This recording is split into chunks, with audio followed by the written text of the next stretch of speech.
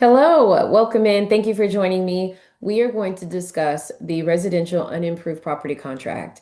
TREC has done it again, and we have new documents as of June 17th, 2026. They have been released for voluntary use, and as of July 1st, 2026, they will be used as mandatory. So we should probably go over it so you know what to do with this contract, right? The things that I would like for you to remember is that unimproved property contracts are for unimproved property. When you're looking at land, which is what unimproved property is, when you're looking at land, you have to determine what the current use of that land is, which will help you then determine which contract you should use. If the current land that your client is trying to purchase is residential unimproved, then you use the residential unimproved contract. If the current use of that land is farm and ranch, then you're going to use a farm and ranch contract. Doesn't matter what your client is going to eventually do with that property. It's all about what that property is currently being used for. Again, another example, if that property is commercial and it's also unimproved, well, you're using the commercial unimproved property. Again, it has nothing to do with what your client wants to do with the land, all about what the current use of that land is. So let's talk about this unimproved property contract. I'm going to share my screen with you. And I'm going to use the highlighter. I'm not going to necessarily fill out this contract with you, but hopefully as you are going through this video and you are filling out the contract, you can keep up with me and I'll tell you what's going in what paragraph and then you should be able to go from there. So you know that you're using the correct contract because right up here it should say May 4th, 2026. That is when the red lines of this document was approved and sent out so that everybody could see them. But again, June 17th is when the documents were put out to the public for actual use, okay? Paragraph 1 hasn't changed. Paragraph 2 hasn't changed either. And neither has paragraph 3. So with paragraph 1, this is going to be your party. So who is your seller? Who is your buyer? Okay. If you are representing the buyer and you're filling out this contract, you will find the seller's name in the tax. You can go to the Central Appraisal District where this property is located, or in your MLS system, you should be able to click on the tax button and the seller's name should pop up there, along with in paragraph 2, the lot block and legal description, if that applies, will be there as well. Please, please, please remember that the legal description that goes here is never going to be the same as the address, which goes here. Okay, this box right here. Those should be different. Okay, they should always be different. They're not the same. So your legal description is going to be all the jumbled letters and numbers, blocks and lots and things like that. Your address is going to be your 123 Easy Street. So please make sure that those are different. If you are in a situation where your lot and block are not there on that property, that's totally fine. It is very normal for properties to not have a lot and block, but every property has a legal description. Your price is what it always is. Your A plus B equals C. Your cash down plus your loan amount equals your sales price. So if the property is 100,000 and you're putting 20% down, that means this box would be 20,000. Your loan would be 80,000. 20,000 plus 80,000 is 100,000. Your cash down plus your loan amount equals your sales price. A plus B is C. You're going to make sure you're marking whichever box that loan applies to. If it is cash, you're leaving these blank and you're putting the entire sales amount here because the loan amount would be zero. And again, your sales amount. Paragraph 3D is where the difference from all of the other contracts come into play. We have to discuss the plus and minus with acreage. When you're dealing with land, if you've ever noticed somebody's for sale sign on the highway and it says something like plus or minus 100 acres, plus or minus 20 acres. That is a very professional way of the listing agent and the seller depicting out to the world. We really don't know how much land we have, but we think it's 20 acres. So it might be more or less, plus or minus. When that survey comes in, what we need to know in this contract is that price going to be based on the actual acreage, or is that price going to be the price no matter what the acreage is? So I'll give you an example. When it says here, the sales price will or will not be adjusted, let's say we have 100 acres and we're charging $1 per acre. So that means that the total would be $100, okay? $1 per acre at $100. If I say that the price will be adjusted, that means when that survey comes in and we find out that it's not 100 acres, but that it's 101 acres or 99 acres, then now my price is going to adjust to the acreage. It will adjust. So in that case, either my price is 101 acres, so it'd be $101, or it could be $99 if it's 99 acres. If you choose that it will not adjust, then that means if it's the plus or the minus of what you actually thought the acreage is your price. The risk on that for the buyer is what if it's less land? The risk on that for the seller is what if it's more land? Right? So you could be selling more land for a smaller price, or you could be buying less land for a bigger price. So the will or will not be adjusted is going to be based on your offering situation. If there are multiple offers, if your buyer is good with whatever comes back, if your seller is good with whatever comes back, you want to make sure that you're discussing that with your clients and that your clients are telling you what is best suited for them. If it will or will not be adjusted, then you follow the rest of the paragraph and everything else should make sense. Okay. The leases, this looks very similar to your 1 to 4 family contract, which everyone uses all day long.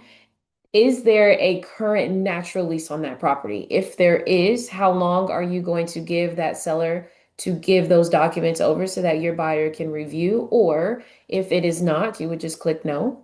Your earnest and option money paragraphs are the exact same as all of the other ones.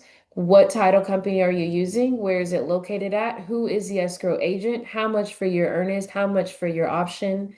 And how many days do you need for your option period? My only suggestion here, when you are doing unimproved property, if this is residential property, which this contract is, I just want you to think about this. Most of the time, it takes a little longer than 30 days to purchase land because you might want to do a feasibility study. You might want to do an environmental study. Your client might want to figure out if there's any engineering that needs to happen on that land. So the contract might not be 30 days. So your option period being longer than 30 days is totally fine. Make that longer than those standard, 5, 7, or 10 days. Give them 2 or 3 weeks and make sure there's adequate funds for that so that your client has the time to actually do the research behind that land. If this is a very easy peasy, we're buying 1 acre, a half acre, something simple like that, then I think a standard 30-day close is perfectly fine. But obviously, please talk to your lenders about that. Okay. Now, your title policy paragraphs and all of that are the same. Again, who is providing that title policy? Who's paying for it? What about your shortages? The survey, who's paying for it? Who's providing it? All of those things are the exact same as your 1 to 4 family contracts. Is the land that you are purchasing in or is it not in an HOA? That's also the same. Nothing else is really changing much until you get down to paragraph 7 when we're talking about the property condition.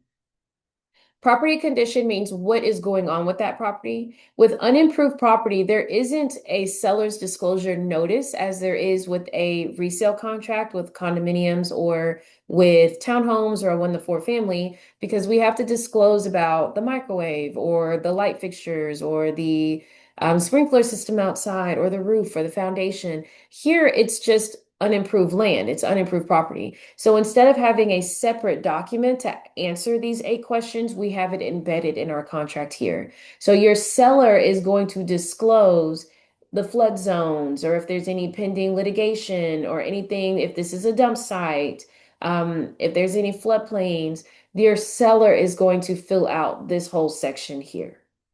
Okay.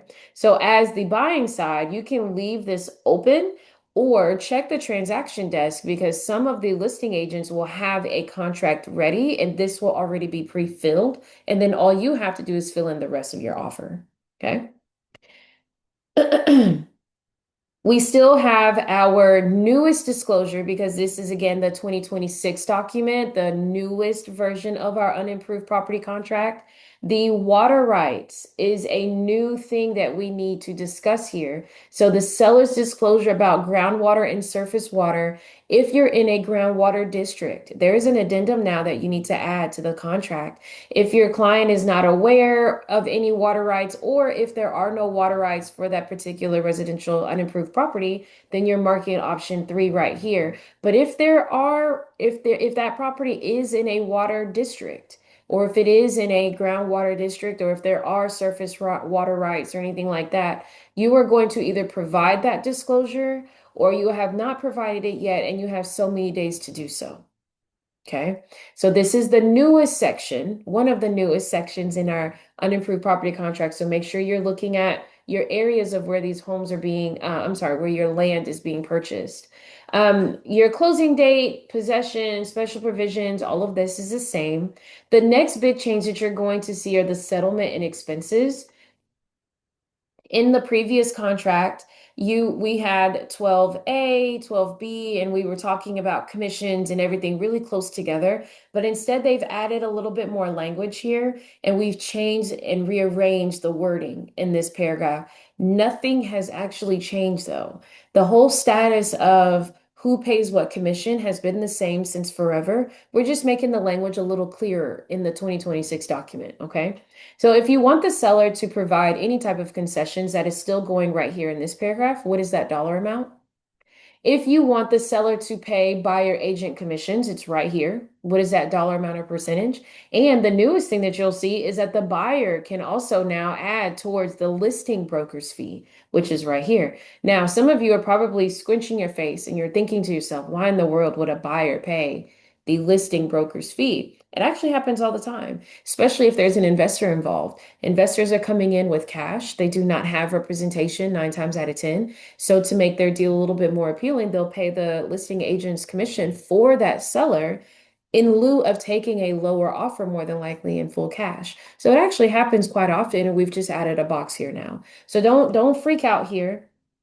We don't typically see this in a traditional buyer-seller agreement, but again, if the numbers work for your buyer to add to that listing agreement commission, go for it. We have a box for it now. Okay. So don't freak out. Paragraph 13 through 21, through 20 have not changed either. There's a few little differences in how we've worded paragraph 20, but nothing that is too concerning. Paragraph 21 has changed. I'm going to back out of the Zoom here so you can see the whole thing. We want to know what the buyer and seller's contact information is, and we need the buyer and seller's agent's contact information. Your title company uses this more than anybody. When the title company receives a contract, they need to know what email addresses and what phone numbers to use for the welcome packet to let them know how to turn in the earnest and option money. And even on the listing side, the sellers have a welcome packet and they have information that they need to give the title company as well. This is where they get that information from. The title company comes right to paragraph 21 so that they know who they're communicating with. Fill this information out. I wouldn't say that you have to do the addresses, but it is there for you to do that. If they need to mail something, they have the address here. The other thing that they've also changed with our notices is in the previous contract, it was more of an assumption that if I sent something to an agent, the agent represents the client. So if I said I'm giving a notice of termination to the agent, I shouldn't have to give that notice to the client because I gave it to their agent. The wording was not very clear. So here, what we've done is we've said all notices to their agent must be in writing. We've added that the agent can now be the person that you were contacting with. I know that no one's ever really thought about it that deep, but it wasn't worded this way before, so they have changed that now. Please make sure again that you filled this out completely so that everybody can contact who they need to when they need to. They've also changed how paragraph 22 is arranged. It's no longer the two columns of boxes. They've separated the addenda now by the type of addenda that are there. So you have your financial addenda, your lease addenda, additional texts and reports, statutory disclosures and notices, and additional notices down here. If there is something that's not listed, you still have the other box right here where you can list out what other addenda you are attaching. But they've just rearranged again what it looks like. It looks a little bit fancier. That's all. Nothing crazy there.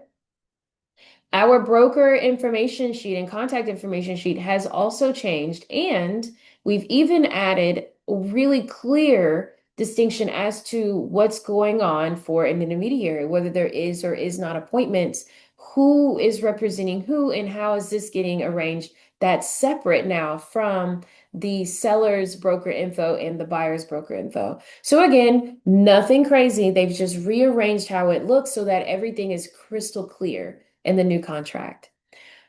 Everything else is the same. Nothing else has changed from there. Hopefully, while you are filling this contract out, the biggest thing that you're going to have to discuss with your client is that paragraph 3. And we need to know if if that price is going to be adjustable through the acreage, or we're not going to adjust. And again, you just follow it from here. I really hope that helps. Thank you for joining me. See you later.